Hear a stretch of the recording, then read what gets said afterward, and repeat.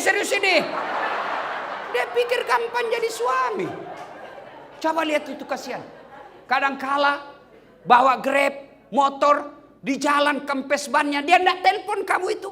Kenapa? Cukup sayang menderita. Tidak perlu istri saya tahu.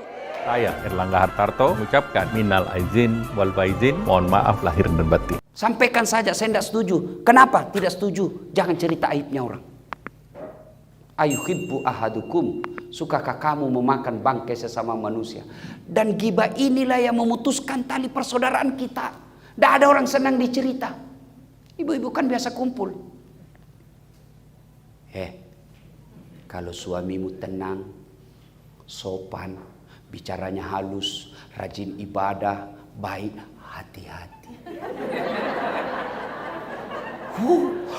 Hati-hati. Kenapa? Layangan putus.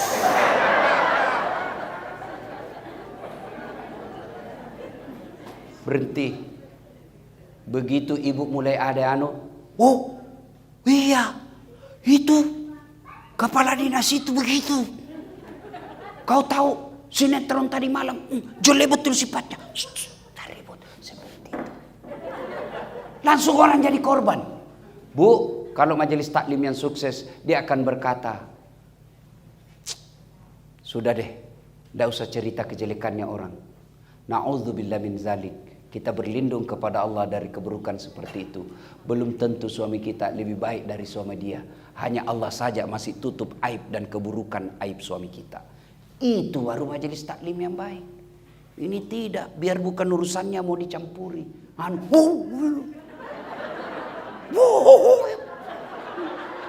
Ketawa kau karena kau bayangkan dirimu semua. Bu, yang suka ikut campur urusannya orang, itu nanti takdirnya hidupnya seperti tauge. Tahu tauge? Coba lihat tauge. Suka ikut campur toh? Gado-gado ada. Tahu isi ada. Pecel ada. Soto ada. Karena dia suka ikut campur, Allah takdirkan bengkok. Maka kalau ada di kantor ini, di majelis taklim kumpul gosip, teriaki, pagi-pagi toge nih Satu, yang bisa memutuskan tali persaudaraan kita, ghibah. Dan itulah yang Nabi katakan, sittatu asya'in tukhbitul amal. Ada 6 sifat yang menghancurkan amalmu. Satu diantaranya, al-istighalu bi'uyubil khalqi, toge. Berhenti cerita kejelekan orang. Yang kedua, penyebab putusnya persaudaraan apa? Sangka buruk. Lewat. Kayak enggak kenal aja. Mentang-mentang sudah jadi istri wagub. Dulu waktu mau dipilih senyum kiri kanan. Bukan sombong. Beliau lagi buru-buru mau ke toilet.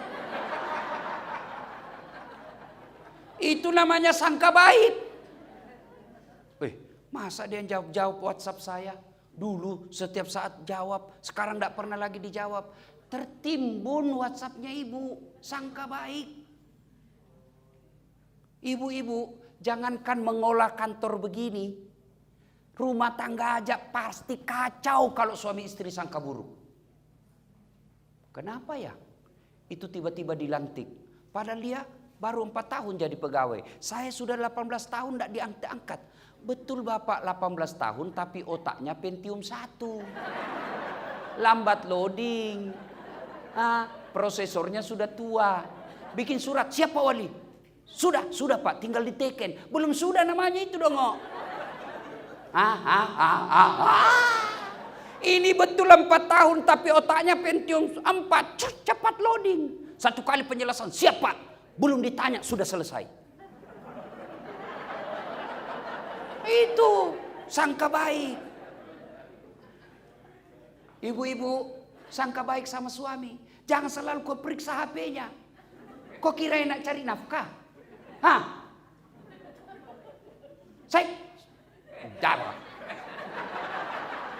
Ada juga perempuan kayak suaminya kayak tahanan politik. Baru pulang, mana HP-mu? Dengar ini. Ada 4 penghuni api neraka. Haram masuk surga abadi dalam neraka kata Nabi. Satu di antaranya istri yang suka memaki suaminya. Itu hadis Nabi loh. Ada 3 golongan orang yang tidak diterima amal ibadahnya. Satu di antaranya istri yang durhaka sama suaminya. Ada yang tanya, bagaimana kalau suami durhaka sama istri? Tidak ada dalam hadis.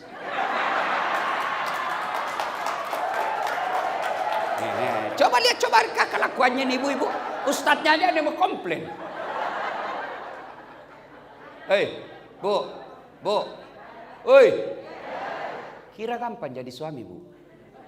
Coba lihat suami kita. Di kantor dimaki-maki sama wali kotanya. Siap. Di warung kopi dikejar tagihan. Sampai lagi di rumah dimaki-maki lagi sama istrinya. Goblok, kenapa kau tidak lawan? Apa mau dilawan? Nah, dia wali kota. Jangan ketawa, saya serius ini. Dia pikir enak jadi suami. Bu. Oi. Bu.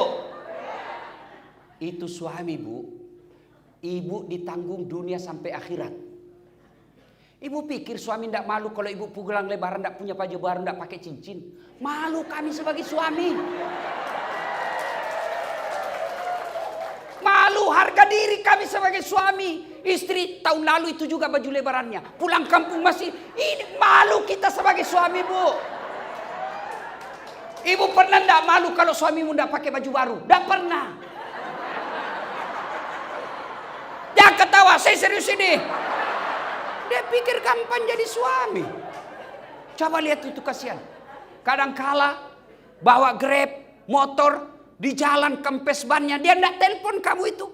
Kenapa? Cukup sayang menderita. Tidak perlu istri saya tahu. Itu di dunia. Di akhirat lagi dicari tuh suaminya. Kalau ibunya masuk neraka, ada 4 laki-laki yang melindungi. Sebelum diperiksa amalnya istri, sebelum diperiksa amalnya ini istri, ada 4 laki-laki yang tanggung ibu-ibu nih. 1 bapakmu, 2 saudara laki-lakimu, 3 suamimu, 4 anak laki-lakimu. Kami laki-laki tidak ada yang tanggung. Makanya jangan suka ngomel. Biar HP salah diperiksa. Bagaimana suamimu tidak bikin nama palsu?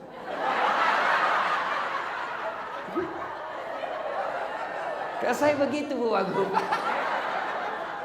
Saya, Bu, semenjak saya viral ini, ada cinta-cinta monyet saya dulu di kampung. Waduh, setelah saya viral, kan dulu di kampung bukan siapa-siapa saya, Bu. Tiba-tiba viral. Bu, dia telepon-telepon saya sekarang. Saya mau blokir. Nggak enak, nanti dibilang saya sombong satu kampung. Saya mau terima. Perasaannya istriku, mamanya Cem, bagaimana kasihan. Akhirnya ku ganti namanya. Penjual batu bata.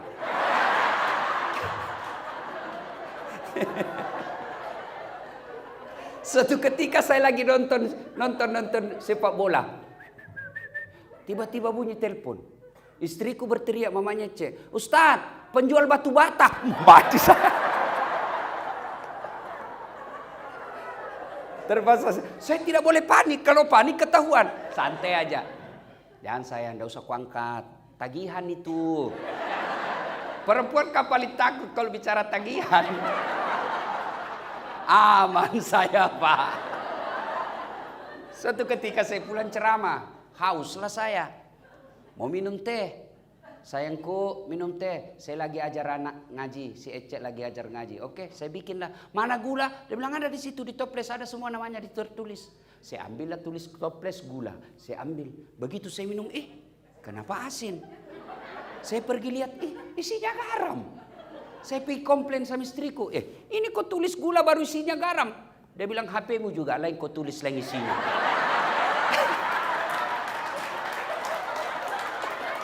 Salatullah, salamullah, ala toha rasulillah. Salatullah, salamullah, ala yasin. Alhamdulillah. Jadi jangan sangka buruk.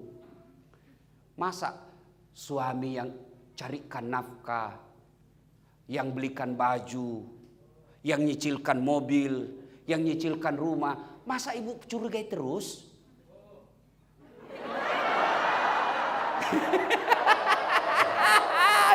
I love you full. Tenang Pak, saya bela kau hari ini. Karena kau takut sama suami istrimu ini. Nih. Tapi memang di depan istri Pak, tidak ada orang yang hebat. Mati kutu kita semua di depan istri. Apa kata istri saya? Hei Ustadz, di luar kau boleh di mimbar kau bilang, di luar di masjid kau boleh singa panggung. Tapi di rumah kau Hello Kitty.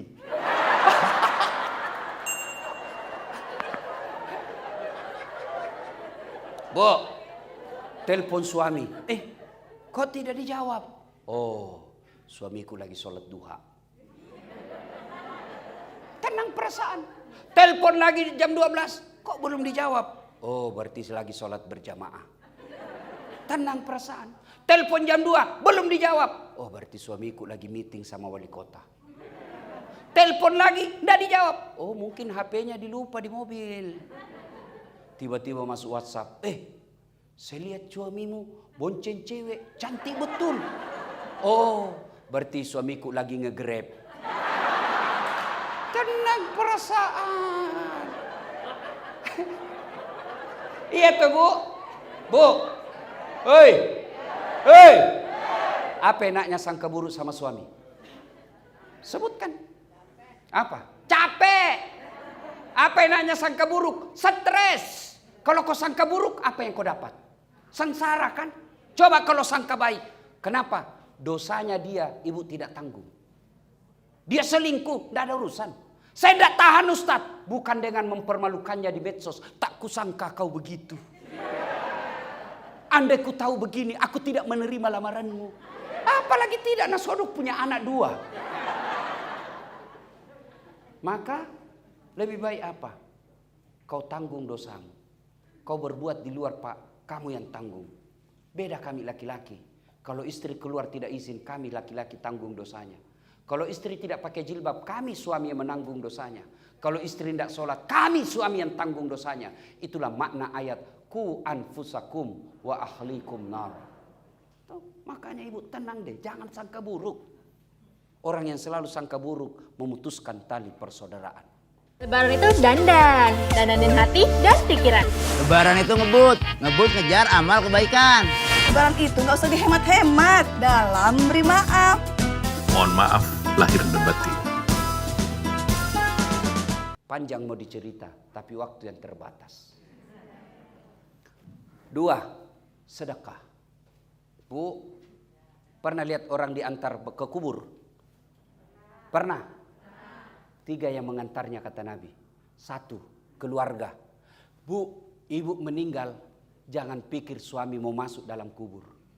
Meskipun waktu ibu remaja dia gombal, gunung kan kudaki, lautan ku seberangi, masjid kau lewati. Begitu ibu meninggal, jangan pikir suami mau masuk menemani ibu di kubur. Enggak. Ada kawan saya naik haji 2012, 2016. Begitu meninggal istrinya baru-baru bengkak matanya Pak.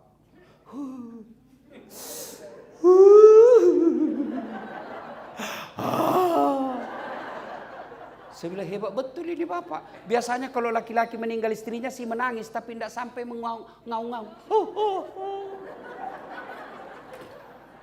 Sabar Pak, separuh jiwaku hilang Ustaz.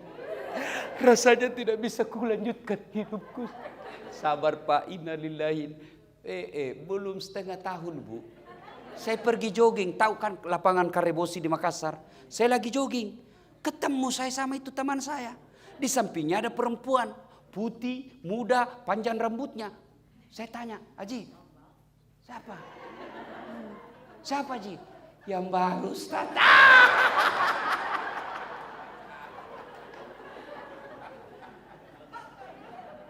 Yang kedua mengantar ibu ketika meninggal. Apa ibu? Harta. Harta pun kembali.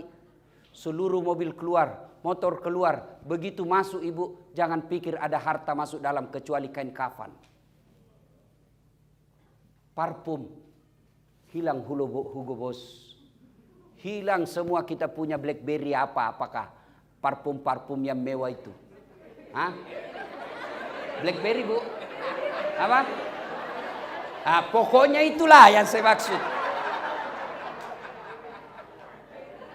Saya bukan anak gaul, Ibu. Saya parfum saya, Bu, Rexona. Selesai. Kayak ibu-ibu sekarang ini dibodoh-bodohi sama mode. Sabunnya aja 3 macam. Lain lambung wajunya, sabun wajah, lain lambung ketek, lain lambung ini. Kasih setengah mati suami cari uang. Saya sabun colek. Selesai.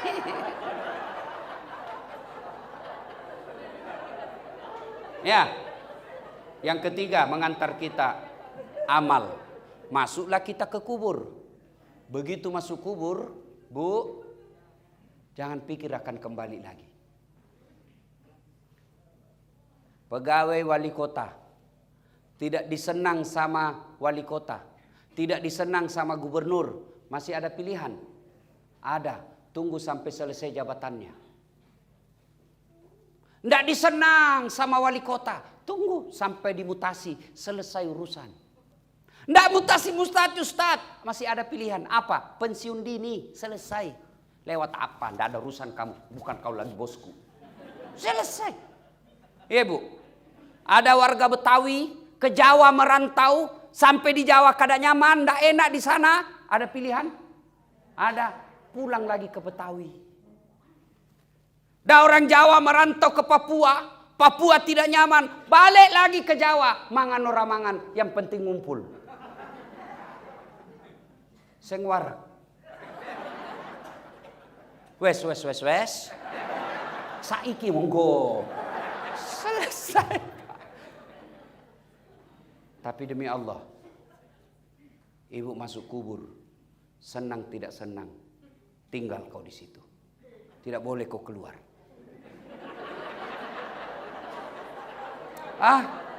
Ternyata sudah masuk kubur. Tidak nyaman, keluar dulu deh. Ibu pun kalau keluar lari satu komplek. Tidak ada yang mau dekat sama ibu. Ketika sudah masuk dalam kubur, 3 aja yang bisa menolongmu, kata Nabi. 1 diantaranya, sedekatun jariyah. Sedekah. Mohon maaf, matur nuhun. Ini ibu-ibu, jinji. Yang di depan ini, yang banyak emas berliannya. Tuh saya lihat cincin-cincinnya ibu. Jam tangannya ibu Wagub. Kalau meninggal siapa yang pakai perhiasan ibu? Anak. Bukan. Istri kedua. Ia pasti kawin lagi lah suamimu.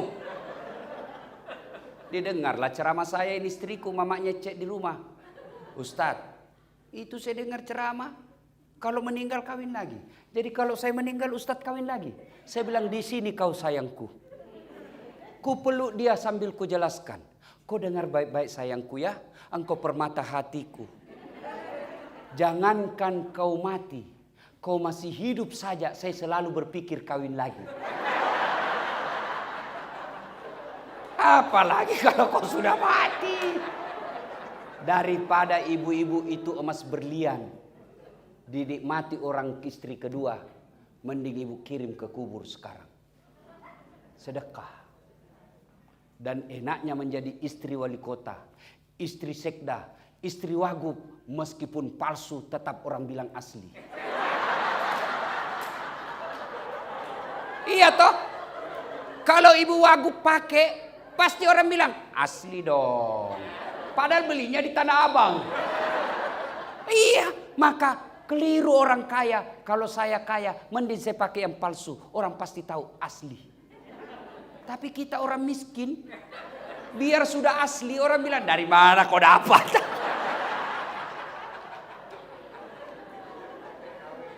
Ibu, ibu, suami mulai lain-lain. Mulai ibu curiga. Kenapa ya ini suami saya?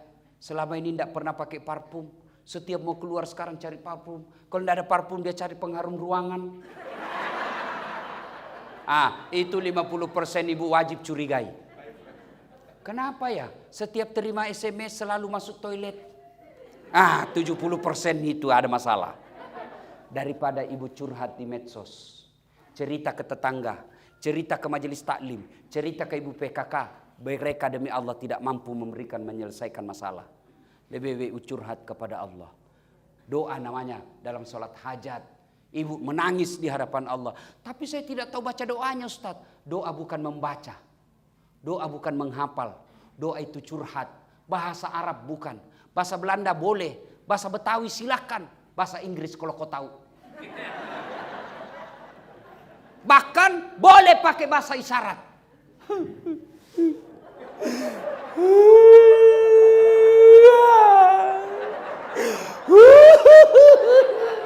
Oh, malaikat katakan, ya Allah baru suaminya kawin lagi.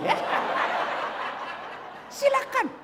Sudah itu, ya Allah, Engkau zat yang memelihara dan menjaga suamiku. Tidak mungkin saya bisa menjaganya 24 jam. Aku serahkan suamiku, Engkau menjaganya. Ya Allah, ini ada duitku 2 juta. 2 juta tolak bala.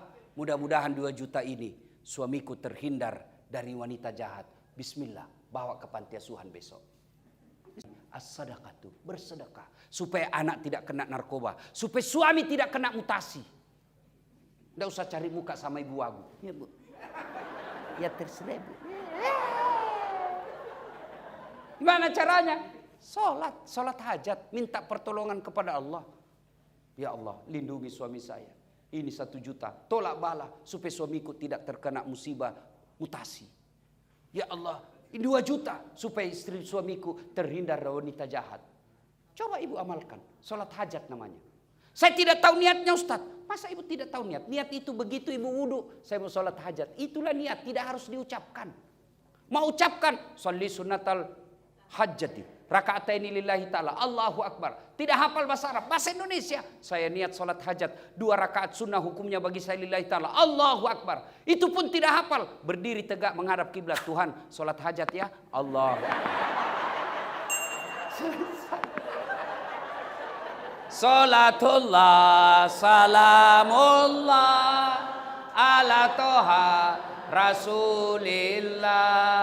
Salatullah salamullah ala yasin. Allahu Akbar.